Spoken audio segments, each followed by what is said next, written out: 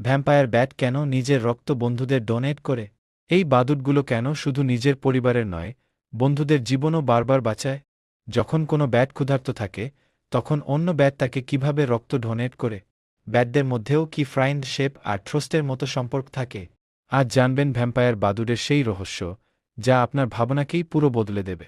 প্রথমে এই বাদুড়টার পরিচয় জেনে নেওয়া যাক। ভ্যাম্পায়ার ব্যাট শুধু রক্ত খেয়েই বেঁচে থাকে। মানে এর সকালের নাস্তা, খাবার আর রাতের ডিনার সবই শুধু রক্ত। আর এই কাজের জন্য এর শরীর এমনভাবে তৈরি যে বিজ্ঞানীরাও অবাক। এর নাকের কাছে বিশেষ হেড সেন্সর থাকে, যা কোনো প্রাণীর শরীরের ভেতরে প্রবাহিত গরম রক্তের শিরা চিনে ফেলতে পারে। মানে অন্ধকারেও এটা ঠিক বুঝে যায় কোথা থেকে সবচেয়ে সহজে রক্ত বের হবে। এই ক্ষমতা সাধারণত শুধু সাপের মধ্যে দেখা যায়, আর বাদুড়দের মধ্যে একমাত্র ভ্যাম্পায়ার ব্যাটের মধ্যেই পাওয়া যায়। দ্বিতীয় আশ্চর্যের বিষয় হল এর দাঁত। এর দাঁতে এনেমেল নামের আবরণ থাকে না, তাই এর দাঁত ডাক্তারের ব্লেডের থেকেও ধারালো। যখন এটা গরু, ঘোড়া বা ছাগলের চামড়ায় কামড় দেয়, তখন প্রাণীটা মশার কামড়ের মতো অনুভব করতে পারে না। আর সবচেয়ে চমকে দেওয়া ব্যাপার হল এর লালায় ড্র্যাকুলের নামের এক জাদুকরী ছেমিখাল থাকে। এই নাম রাখা হয়েছে কাউন্ট ড্র্যাকুলের নামে। এই ছেমিখাল রক্ত জমাট বাঁধতে দেয় না, ফলে ক্ষত খোলা থাকে আর রক্ত বের হতে থাকে। আর অবাক করার বিষয় হল, বিজ্ঞানীরা আজ এই ড্র্যাকুলেন দিয়েই হার্ট অ্যাট্যাক আর ব্রেইন স্ট্রোকের ওষুধ বানানোর চেষ্টা করছেন। মানে যাকে মানুষ ভয় পায়, সেই প্রাণী লাখ লাখ মানুষের জীবন বাঁচাতে সাহায্য করছে। কিন্তু আসল গল্প এখন শুরু হচ্ছে। ভ্যাম্পায়ার বাদুড়ের একটা বড় সমস্যা হল, যদি টানা 2 থেকে 3 রাত রক্ত না পায়, তাহলে সে ক্ষুধায় মারা যেতে পারে। আর জঙ্গলের নিয়ম হল, প্রতিদিন সবার শিকার মেলে না।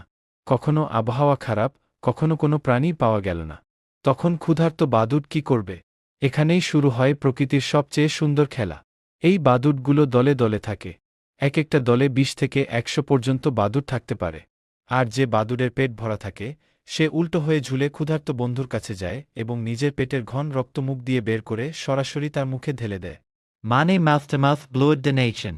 ঠিক যেমন গ্রামের কোনো প্রতিবেশী নিজের রুটির অর্ধেক অংশ ক্ষুধার্ত বন্ধুকে দিয়ে দেয়।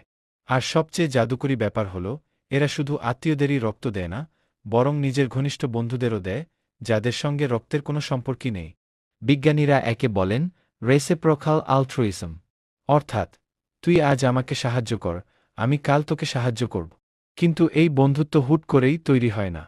ওহিও স্টেট ইউনিভার্সিটির ডক্টর জেরাল্ড কার্টারের 2020 সালের গবেষণায় দেখা গেছে, বাদুড়গুলো প্রথমে একে অপরের শরীর পরিষ্কার করে, ডানা আর লোম গ্রোমিং করে এবং ছোট ছোট বিশ্বাসের পরীক্ষা নেয়।